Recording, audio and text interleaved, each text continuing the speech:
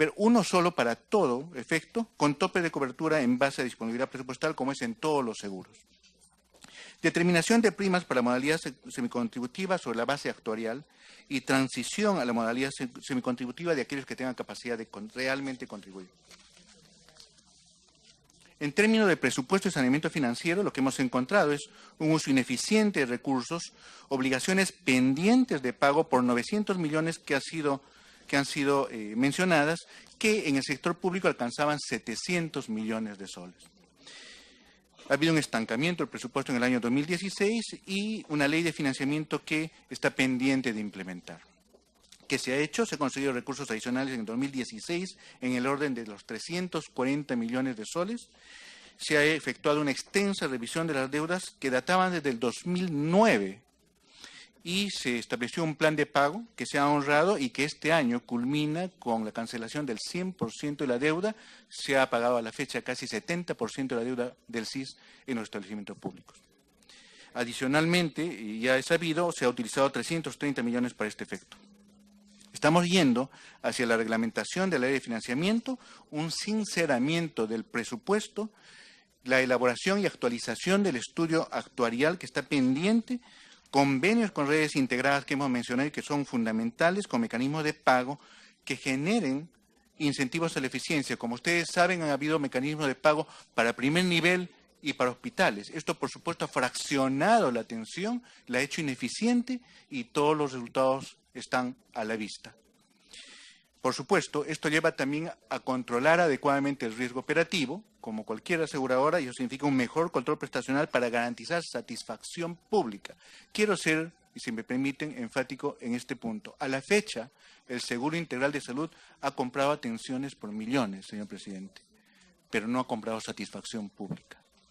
Esto requiere que se rediseñen los procesos. ¿Para qué? Para que todas las personas que son atendidas por el SIS obtengan indubitablemente, invariablemente, la medicación y los servicios a los que se compromete el financiamiento.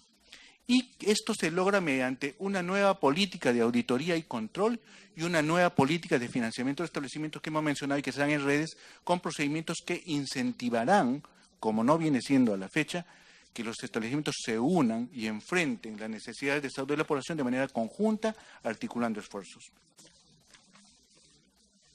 En términos de la estrategia de pago por prestaciones, ha habido muy poca claridad en los costos.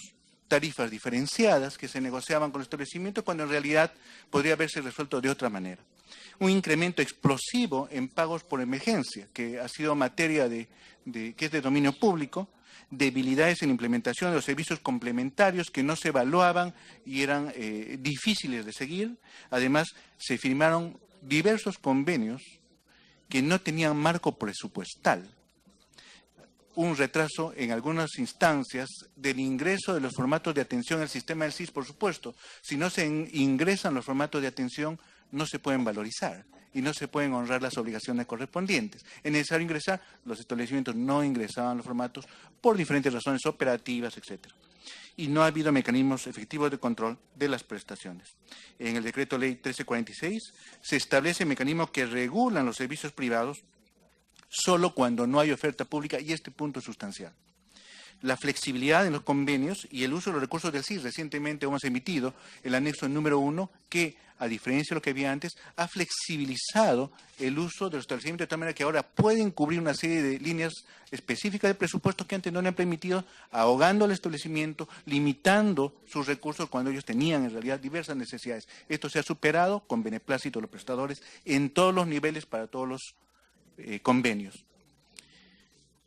También se ha efectuado un control importante, ha sido de conocimiento público el tema de los sepelios cobrados en múltiples veces. Actualmente ya no es posible. ¿Por qué? Porque solamente se puede usar el DNI de quien cobra una sola vez. Y si se encuentra dos veces, el sistema inmediatamente pide razones y sustentación por escrito, de tal manera que nadie puede cobrar un sepelio dos veces. Está en proyecto poder pagar el servicio de sepelio, servicio económico, en 7 días, a diferencia de los 60 días que toma hoy, dando facilidades y llevando alivio a estas familias dolientes y a los deudos.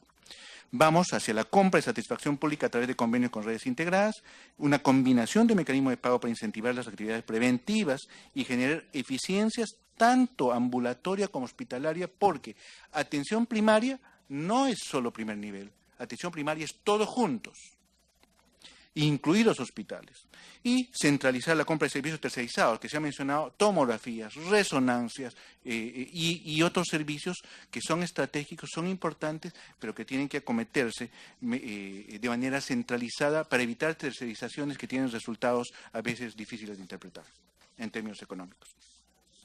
En términos de la corrupción, encontramos que había una demanda inducida de prestaciones adquiridas a terceros, que son de conocimiento público, una multiplicidad de pagos de sepelios, procedimientos mal valorizados desde diversos puntos de vista, cobros indebidos en los procedimientos, y lo que se ha hecho es auditorías de control que se han intensificado, hemos fortalecido la auditoría presencial, hemos actualizado también las reglas de control automatizado y se han actualizado las normas relacionadas con las consideraciones. Aquí un detalle es importante, las reconsideraciones son aquellos expedientes que, presentados al CIS, se observan y luego tienen que ser levantados por los prestadores. Los prestadores gastan recursos ingentes en auditores, en fotocopiadoras, en personal que compagina, responde, y esto todavía puede ser rechazado nuevamente por las instancias en un círculo vicioso que alarga el pago, lo distorsiona y genera gran malestar en los establecimientos. Por eso este tema se está revisando para eliminar las reconsideraciones y estas normas. Finalmente, complementaremos las auditorías, y eso es importante. Actualmente se hace auditoría de los formatos, de las atenciones individuales. Ahora se va a hacer auditoría del proceso de atención, de tal manera que si se encuentra desviaciones, se pueda regular para todas las prestaciones y no solo para aquellas que son encontradas como desviaciones. Esto debe tener un efecto sistémico en la atención. Se van a empeorar las redes y esto debe llevar a una reducción de costos y pago en el tiempo. Finalmente, señor presidente, en términos de organización y gobernanza, lo que se ha encontrado es gran burocracia y excesos administrativos, poca utilidad de las gerencias macrorregionales, que eran instancias intermedias, 6 no se ponían de acuerdo, el país en realidad manejaba normas diferentes de auditoría en diferentes ámbitos, duplicación de gastos administrativos entre el CIS y el FISAL, porque el FISAL es una unidad ejecutora del pliego del Seguro Integral y por tanto tenía su propio aparato administrativo, se está cambiando esto, y una gran ineficiencia y limitada capacidad de respuesta organizacional que ha generado muchas observaciones. Para esto ya se ha hecho el proyecto y se ha presentado una adecuación del reglamento de organización y funciones que crea un consejo directivo, una procuraduría propia del CIS,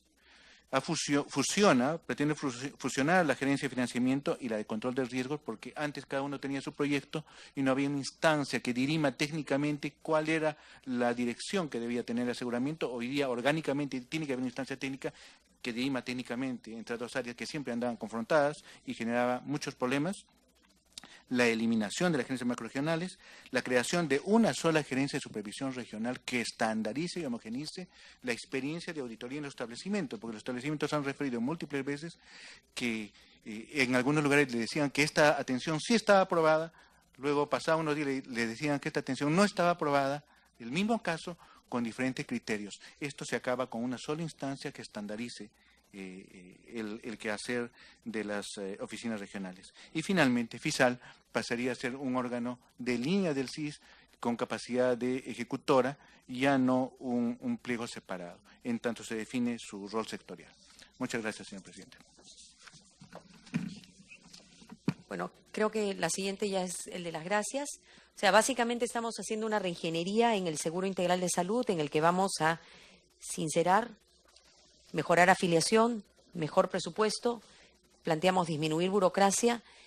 Creo que han habido, y el otro gran tema es que la lucha contra la corrupción también en este caso, no he presentado los procesos, pero hay procesos que se tienen en la Contraloría por el tema de los sepelios, por las irregularidades que se han dado en los llenados de los FUAS, y estamos viendo también cómo trabajar esto ya de manera, nunca ha habido un mecanismo para sanción de esto, porque básicamente lo que se pedía es que se sancione desde las oficinas de control interno. Muchísimas gracias. Agradecemos a la ministra y por su exposición. Vamos a realizar una primera ronda de preguntas sin interrupciones. Y conforme al orden que me soliciten la palabra. De existir dudas, realizaremos una segunda ronda de preguntas. La idea es que la señora ministra conteste a la representación nacional aquí en esta sesión y por ello ha venido acompañado por sus técnicos. Tenemos ya la relación en orden que se ha coordinado oportunamente de los señores congresistas y vamos a dar uso de la palabra al señor congresista López Vilela. Tiene uso de la palabra el señor congresista. Gracias, presidente. Por su intermedio, saludar a la ministra de Salud, doctora Patricia García, director general del CIS, también presente. Presidente, bueno, primero saludar y felicitar a la doctora Patricia García por las primeras posiciones que ha dicho para combatir la corrupción, la lucha contra la corrupción, que es importantísimo, que hace muchos años la corrupción en el sector salud nos está imprimiendo, nos está opacando y nos está debilitando en el sector salud. Lo segundo es que en la legislatura anterior, presidente, cuando se invitó a la ministra de Salud, se dijo que el Ministerio de Salud iba a tomar como un ente rector el sector salud, que de la cual la hemos perdido y de la cual creo que ahí había un proyecto de ley donde tenía que ser el ente rector el Ministerio de Salud, porque no podíamos a la vez fiscalizar si es que no teníamos el eje o el comando del de todo el sector salud. Y lo tercero es la asignación presupuestal que se ha visto en todas las diapositivas para el desarrollo es importantísimo. Creo que se está pidiendo, se está avanzando, ¿no? Pero sí hay muchas cosas que podemos discutir. Creo que la intención acá es ayudar para que el sector salud comience a caminar y creo que llegaremos a unos 15, 20 años cuando el sector salud comience a caminar solo, cuando ya de repente destinemos mayor presupuesto para este sector. Presidente, por su intermedio quiero decirle a la ministra de Salud que el gobierno regional de Piura, como se tiene de conocimiento, en Piura se hizo muchas atenciones totalmente gratuitas, como es una resolución que se salió, ¿no? Y estas, ministra, a través de la presidencia, estas atenciones gratuitas que se hicieron en la región de Piura, ha venido un déficit en la región de Piura. Un déficit, presidente, en los establecimientos de salud, como los 4 hospitales, como el de Paita, el de Chulucanas, el de Piura y el de Sullana. Y estas atenciones gratuitas que tenemos una deuda casi que estamos hablando de 1,5 millones de soles por las causas de atenciones gratuitas de la cual no se han reembolsado la región de Piura. Y esto nos va a provocar un déficit a un futuro en estos 4 hospitales tan importantes, teniendo conocimiento que la región de Piura, estamos hablando después de Lima, es la región más grande del país, ¿no? Que estamos hablando de cerca de 2 millones de habitantes. Mire, presidente, el déficit que vamos a tener en la región de Piura, en este año 2017 estamos hablando casi de 8 millones. Y para el 2018 estamos hablando de 12 millones. Estamos hablando casi de un déficit de casi 20 millones de soles. Y sabe, como usted tiene conocimiento, ministra, usted ha visitado muchas veces Piura, los hospitales como Santa Rosa, Sullana y ya Chulucanas ya están comenzando a colapsar, de la cual creo que el proyecto de ley del hospital de Chulucanas ya estamos avanzando y de la cual creo que eso me alegra mucho, más que por mi persona, por mis pacientes y por la gratitud que tiene con su persona. Y yo quiero que tenga en consideración, ministra, que el gobierno regional ha enviado una solicitud, un pedido. Los déficits creo que ya el día de hoy ha sido ingresado y quisiera que tome en consideración en su gabinete. Presidente, hay puntos que quiero tocar, ¿no?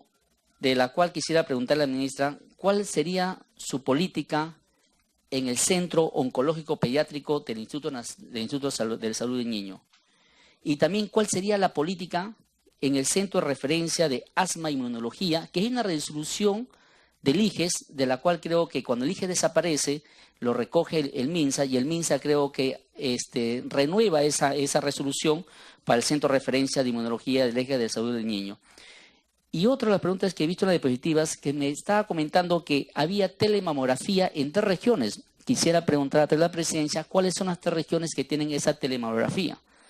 Mire, teniendo en consideración que Piura siendo una región más grande, no tenemos hasta ahorita, ministra, un tomógrafo. de la cual creo que hubo un compromiso con su persona, cuando me he visitado en varias oportunidades Piura, creo que ya teníamos un tomógrafo para el Hospital Santa Rosa de Piura, ¿no? Creo que ya lo teníamos, o de repente lo estamos perdiendo, o está en camino. Pero quisiera que tengan en consideración, cuando tuve una conversación con el director del CIS, el doctor Moisés, ¿no? Hablamos que Piura no cuenta con ningún tomógrafo. Y cuando tenemos pacientes complicados, con pacientes críticos, no sabemos a dónde acudir. Y el único hospital que tiene tomógrafo y resonancia, bueno, en este caso tomógrafo también tiene el Hospital Cayetano Heredia, y el que tiene tomógrafo y resonancia es la clínica privada de Piura. Y de la cual creo que ahí ha habido un convenio, y ahora los pacientes no sabemos a dónde referirlos, ministra. Entonces, creo que ahí hablamos con el doctor Moisés, el director del CIS, ¿qué hacemos con estos pacientes cuando se requieren de suma urgencia? Derivarlos a Lima nos puede pasar muchas consecuencias, de repente hasta fallecidos, simplemente por no tomar atención a unas deudas pendientes, creo que la cual felicito que de esos 330 millones de soles que se ha repartido en las 25 regiones, ¿no? Se ha repartido casi, creo, Piura tocó casi 19 millones, creo que estamos de 2 a 0, ¿no? Pero sí mi preocupación es, ministra, a través de la presidencia, que Piura no tiene un tomógrafo, tiene un tomógrafo pero el año 2016, pero ya está totalmente malogrado y no tiene ni un resonador magnético. Entonces, de la cual pido a usted, a ver si a través del CIS, cómo poder lograr ese tipo de convenio, o por lo menos de la suma urgencia de comprar un tomógrafo o un resonanciador para la región de Piura. Presidente, también quisiera tomar en consideración que el Instituto Nacional del Niño, hay una serie de denuncias, ¿no? Y de la cual he visto en las diapositivas que se quiere combatir la corrupción. Y como es de conocimiento, presidente, la ministra, uno de los pilares fundamentales es desaparecer las clínicas privadas que pertenecían al Estado, ¿no? Y acá viene algo que de repente, yo quiero que luche contra la corrupción, ¿no? Donde el director médico, presidente del Hospital de Niño, ¿no? Director médico del Servicio Bajo Tarifario Diferenciado del Hospital de Niño, solicita con un documento, que tengo el documento acá, ¿no? Donde él solicita el pago pendiente de diversos profesionales de 3.000, 8.000 hasta 20.000 soles.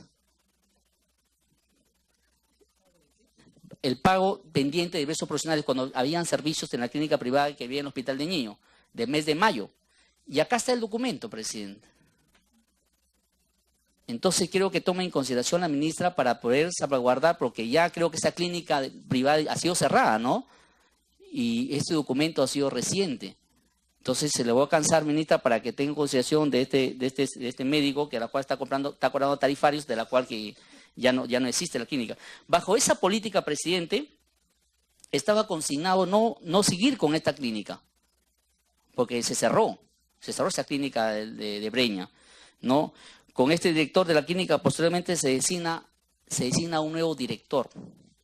Este nuevo director del Instituto Nacional del Niño, con fecha en agosto del 2007, emite un comunicado, mire, presidente, disculpe, presidente, a través, para la ministra, el director que ha sido designado reciente, mire, no sigue el mismo perfil de la ministra. ¿Sabes qué? ¿Por qué, presidente? Porque él envía un mensaje WhatsApp a todos los médicos, ¿no? Donde dice que hay un compromiso de una nueva gestión para realizar acciones para el reinicio y funcionamiento de la clínica del Hospital Niño. Y acá lo dice el señor Aníbal. Estimados amigos, tengo el compromiso de la nueva gestión realizar las acciones para el reinicio y funcionamiento del establecimiento de situación, tanto daño y acusación, atención en los niños que no tienen suerte de tener esta población a niños de ambulancia sin poder conseguir su atención. Es decir que, y da un WhatsApp para que se inicie otra vez la clínica privada de Piura. La ministra lo cierra y el director del Hospital lo quiere aperturar. Y eso se lo voy a alcanzar porque esa es una llamada de atención. Porque no creo, estamos combatiendo la corrupción y después nos viene un director y otra vez, no. Entonces, ahí creo que vamos a tomar en consideración. Y otro, presidente, es en cuanto a los que hay una denuncia muy grave que creo que tiene que investigarse, es a unas láminas en el hospital de niños. En el hospital de niños se encontraron unas láminas opacas, hongueadas, ¿no? Y por acá tengo cuando se hace la compra, que fue en 21 de febrero de 2017, ¿no? Donde se hace esas compras, esas láminas, estamos hablando casi 7.900 láminas que existen en el laboratorio de bioquímica y en el laboratorio de microbiología del hospital, 9.000 unidades de láminas de 22 por 22 por 100.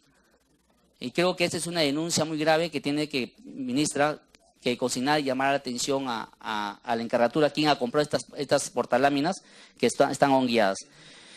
Lo otro, presidente, es la asignación presupuestaria urgente en el hospital de campaña de Piura.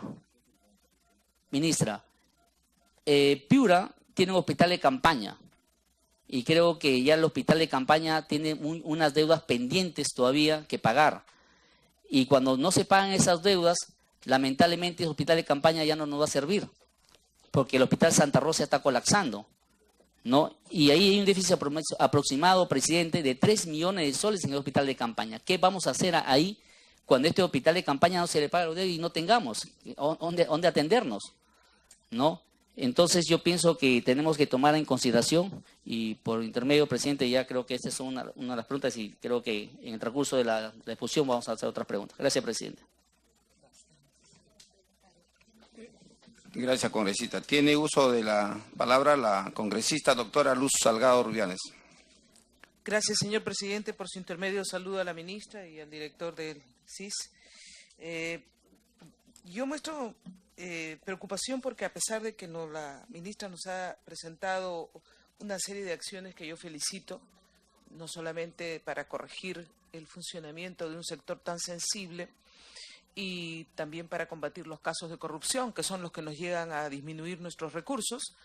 El otro día, solamente cuando se ha producido ayer un accidente de tránsito en la zona sur y hubieron 15 entre los heridos, vimos que una ambulancia de los bomberos llevaba a un hospital de la zona sur a los heridos y le dijeron que ya no podían atender porque habían recibido 5, un hospital grande. Entonces, yo me preguntaba, se nos anuncian que podemos tener una catástrofe de un terremoto grado 8, señor presidente. ¿Qué va a ocurrir si ese hospital, después de haber recibido 5 pacientes, dice que ya no está en capacidad de atender una emergencia con más? Y lo derivaron al Casimiro Ulloa. Entonces, algo no está funcionando bien, porque ya tenemos que ponernos en el escenario, porque nos los han advertido los sismólogos, de que se puede producir esta catástrofe aquí en Lima, y entonces nuestros hospitales, ¿cómo van a reaccionar? Porque si ese hospital empieza a decir que después de 5 no recibe, cuando se le venga todo Villa El Salvador, cuando se le venga todo Villa María el Triunfo, inclusive el Lurín, porque por ahí no hay hospitales de esos niveles, simplemente no van a poder. O sea, ¿qué vamos a hacer ahí? Era exactamente, si no me equivoco, María Auxiliadora el que les negó la entrada. El María Auxiliadora, sí. Por eso, digo, están haciendo esos esfuerzos, pero la realidad nos muestra de que hay enfermos que no tienen cita, que hay enfermos que no tienen medicina, que hay enfermos del CIS que vienen donde nosotros a decirnos, he tenido que comprar mi medicina, he tenido que comprar mis vendas, mi algodón, el alcohol, la anestesia, todo. Entonces, ¿cuándo vamos a tener el ordenamiento? Yo me imagino cuando ha hablado de que el hospital de Tumbes, que lo hemos visto ahí hongueado, ya tiene que tener una acción del procurador del Ministerio de Salud y que esto ya tiene que estar encausado en una denuncia penal. ¿Está? Esa es la pregunta. El de Tumbes, exactamente. Me uno a la preocupación del Hospital Santa Rosa porque tuve oportunidad y conversé con usted de conocer el hospital de campaña y realmente me dijeron que ya estaba para funcionar, que podía reemplazar el Santa Rosa colapsado para poder atender sobre todo las áreas de emergencia y hasta de sala de operaciones, que tenían los equipos que estaban ahí, los vimos nosotros, todos cubiertos, ¿Qué es lo que está ocurriendo para que no funcione o le falta presupuesto, como dice el congresista Lucho López? ¿Qué acciones se ha tomado ya concretas para evitar, porque sí, se va a sancionar a quienes han derivado a pacientes del CIS a clínicas privadas no siendo temas de emergencia? Yo lo denuncié esto el año pasado todavía, o sea, tenemos clínicas carísimas a las que han sido una élite llevada a atenderse, costándole lo que podría salvar la vida a más de 100 personas. Aparte que deben estar en la cárcel quienes han hecho eso, deberíamos tener ya un corte para saber que eso no va a volver a ocurrir, como tampoco el pago de sepelios. ¿Por qué no copiamos? Porque yo sí sé que en el seguro social, en salud, son muy estrictos porque cuando ellos pagan el sepelio, se toman la providencia que no haya pagado ningún seguro particular, ¿no? Y entonces, ¿por qué el CIS no ha copiado aunque sea ese mecanismo para hacerlo? ¿Están sancionados los funcionarios? ¿Están sancionados los directores del CIS?